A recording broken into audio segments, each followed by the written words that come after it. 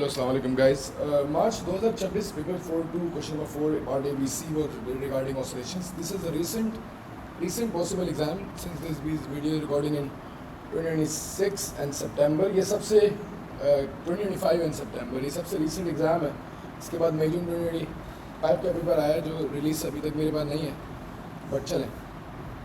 A small crystal is made to vibrate with a simple harmonic motion. The variation with time t of the displacement of one surface of the crystal from its equilibrium position is shown in figure 4.1. Show that the angular frequency of the vibration is this. ठीक है. अच्छा, x not और time का graph है. You need the angular frequency omega. Omega के लिए 2 pi over t use कर लेते हैं. For one complete oscillation the time is around 0.15. तो ओमेगा की वैल्यू बहुत ही सिंपली 0.15 डिवाइड करके आ जाएगी times 10 to the power of -6, क्योंकि 10 to the power -6 है. And I think it's pretty much very simple and the value is the same as the answer. 4.18 आ रहा है तो 4.2 times 10 to the power of 7. ठीक है, it's as simple as it gets. Determine the maximum acceleration of vibration on the surface. अच्छा, lecture की understanding बहुत required है. मैक्सिमम एक्सेलरेशन के लिए जो फॉर्मूला पढ़ा था एक्स नॉट ओमेगा स्क्वायर, वही यूज़ होगा. ये चीज़ याद रखिएगा, बहुत ज़्यादा अंडरस्टैंडिंग ऑफ लेक्चर रिक्वायर्ड है यहाँ पे. एक्स नॉट हमारे पास जो मैक्सिमम आई है value that is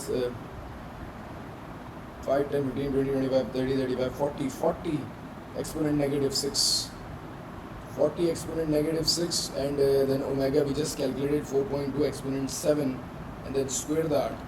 So it's as simple as it is 4.2 exponent 7 and then you have to square that. So I think it's gonna be, let me just put a bracket as well, 7.1 exponent 10 meters per second square. ठीक है.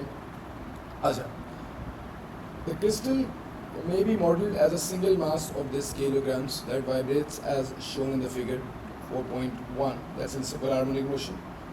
Calculate the total energy of the vibration. अच्छा, if you realize कि हम लोगों ने total energy के कुछ formulas lecture के अंदर discuss किए थे.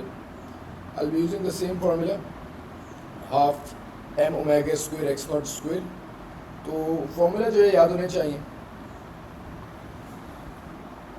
ठीक है, तो half omega square x not square and mass भी मल्टीप्लाई होगा. ठीक है, तो ये फॉर्मूला अगर आपको अंडरस्टैंडिंग है, आपको लेक्चर की अंडरस्टैंडिंग है, तो आपके लिए मेरे ख्याल से एस इतना मुश्किल नहीं होगा. ठीक है, total energy will be equal to 2.4 exponent -4.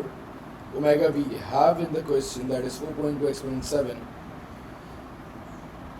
And then the amplitude is definitely 40 times 10 to the power of -6. Make sure that you square these two and make sure that you divide the thing by 2. So you're going to be plugging everything in a calculator as it is.